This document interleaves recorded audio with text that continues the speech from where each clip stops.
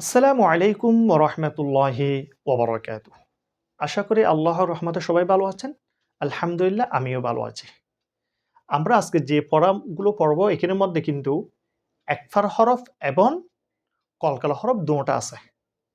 এখানে কিন্তু আরেকটা নতুন পড়া আছে। সেটা কিন্তু আমরা এখনো পড়ি নাই। নুন সাকিন এবং তানবিনের পড়ার নিয়ম ৪ টির মধ্যে একটি যে ছিল এজাহার। আমরা এজাহারের পর্ব যখন পড়ব তখন কিন্তু এজাহার নিয়ে বিস্তারিত আলোচনা করব। যেমন কি এইটা নুন সাকিনের পরে আইন আসছে যে এটা যে হলো যে এজাহারের হরফ। তখন কিন্তু গুন্না ছাড়া স্পষ্ট করে পড়তে হবে। তাহলে শুরু করা যাক। বিসমিল্লাহির রহমানির রহিম।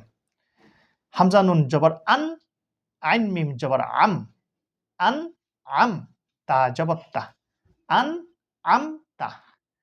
হামজা নুন জবর একফা, জার র জবর জার, জার, নুন আলিফ জবর না, জার না। হামজা নুন জবর একফা, জালাম জবর জাল, জাল, নুন আলিফ জবর না, জাল না।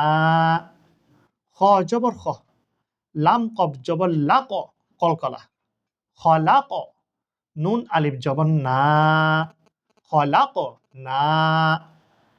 আজকে তাহলে এটুকু পর্যন্ত। এরপর থেকে ইনশাল্লাহ আমরা আগামী ভিডিওর মধ্যে পড়ব। আল্লাহ হাফেজ। আসসালামু আলাইকুম ওয়া রাহমাতুল্লাহি ওয়া বারাকাতুহু।